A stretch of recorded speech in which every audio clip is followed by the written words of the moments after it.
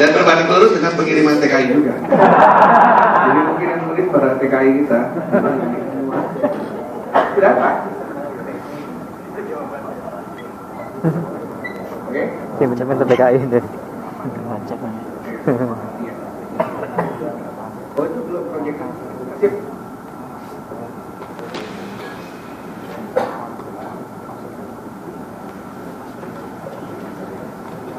Oke, tadi sudah ditanya, kembali lagi. Tadi sudah ditanya siapa yang ikut SK, siapa yang belum. Apa sudah dapat ini? Sudah dapat? Belum. Oh, memang belum, ini nggak dibagikan. Yang ini sudah dapat? Belum juga? Oh, belum. Ini dibagi. Oke, sambil dibagi ya. Jadi ceritanya begini Bapak Ibu. Itu contoh ya, TSK 2004 yang proyektornya kurang sempurna, jadi agak ada miring-miring itu. Next slide.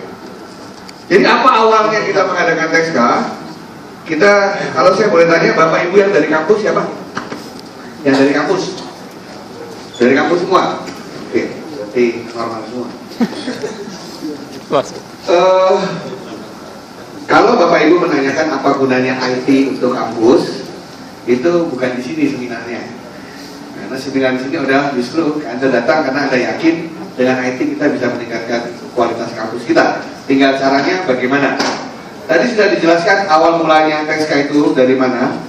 2015 tahun depan ada satu hal, bukan masyarakat bersama ASEAN, tapi 2015 itu Indonesia itu tanda tangan di World Summit on Information Society. By 2015 kita janji semua kampus sudah terhubung internet.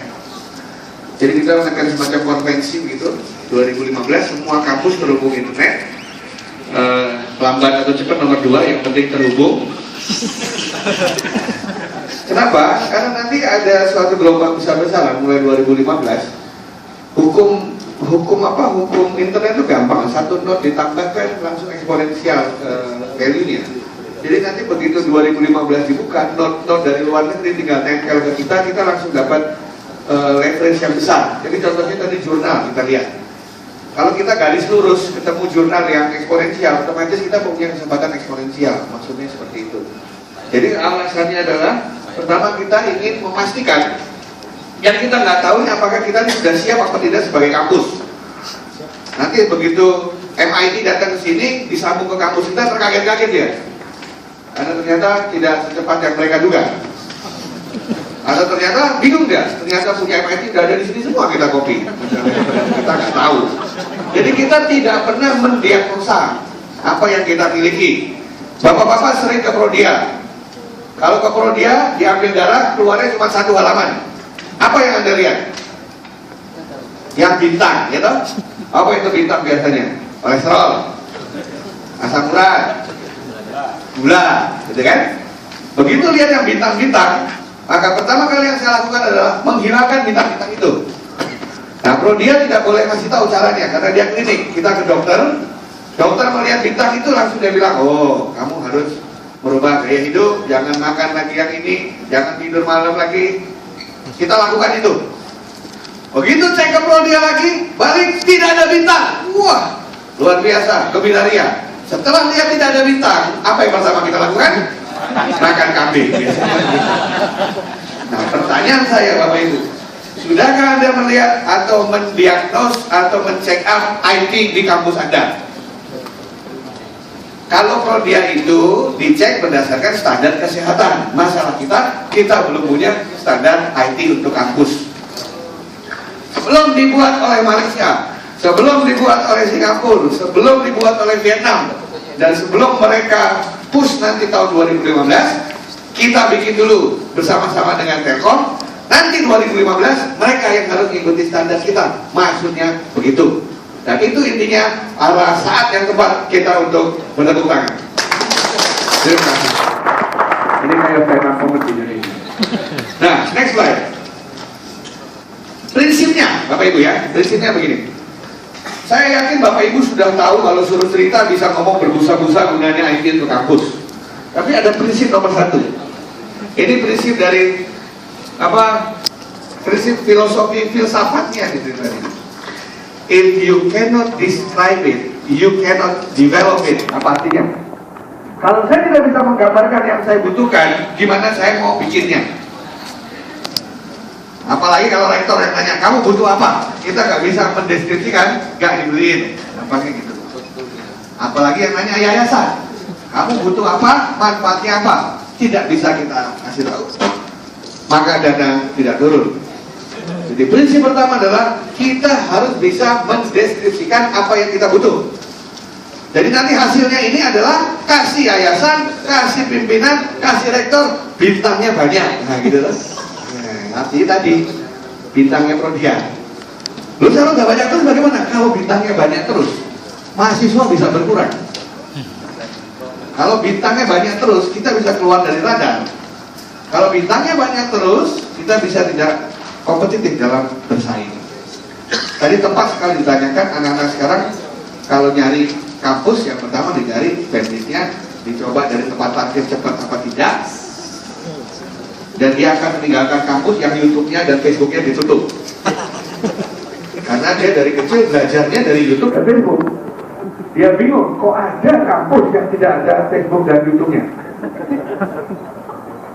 Mahasiswa akan pergi dari sebuah kampus, gitu ya. Kalau dia lihat dosennya masih bawa diktat, karena itu mengingatkan pada zamannya Hitler. Diktat, orang yang semena-mena membawa diktat dan tidak boleh ngasih diktatnya, istilahnya diktator. Itu istilah bahasa Indonesia. Bingung dia. Nah, nggak dikasih lihat, jangan-jangan isinya sudah nggak ada luasa. Jangan-jangan isinya sudah tidak relevan lagi. Berarti saya masuk kampus kayak beli kucing dalam karung. Alasan MIT membuka semua mata kuliahnya adalah biar seluruhnya lihat kalau mau masuk sini kayak begitu.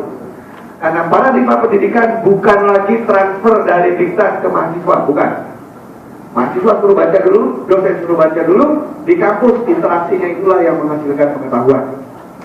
Paradigma yang belajar seperti itu. Makanya sekarang dibuka semuanya.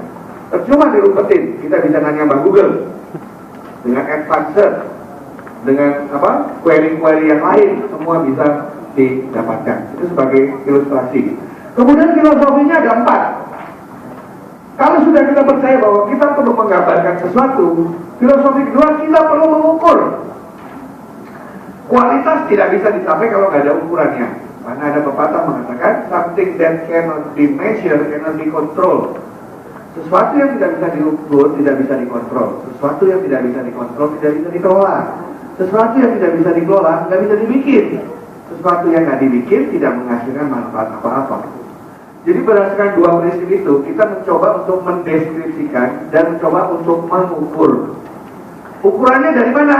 Ini dari teman-teman semua selama ini ngirimin survei, ngirimin macam-macam, kita coba kumpulkan menjadi satu, dan ini berkembang terus menjadi dokumen hidup.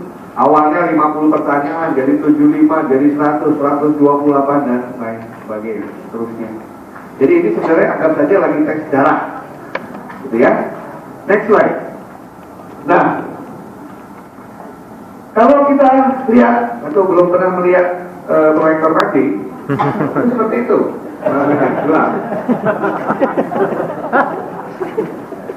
Kalau Bapak melihat Undang-Undang Sivitas ditambah Undang-Undang PT yang baru nomor 12 2012 dan melihat perpek-perpek yang baru, secara eksplisit disampaikan bahwa perguruan tinggi sudah hukumnya wajib pakai IT, dan di Indonesia ini pakai IT saja kurang.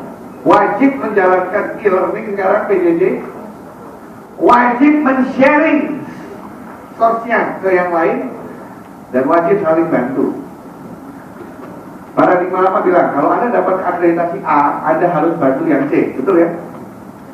Kejadian nggak? Yang A bantu yang C? Enggak.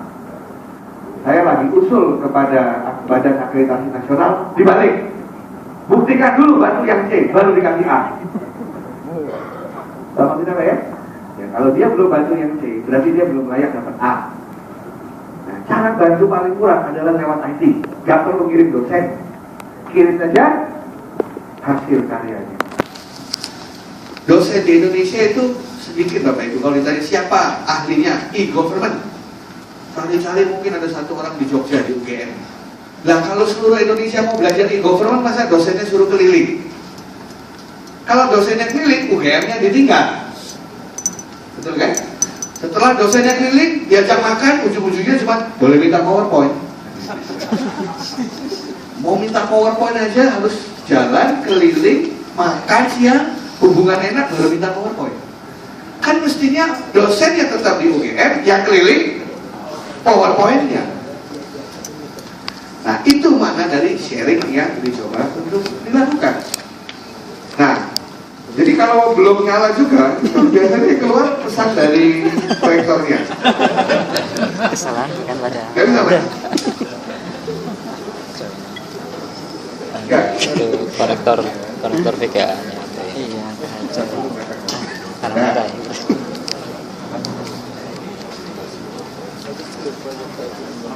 Bisa?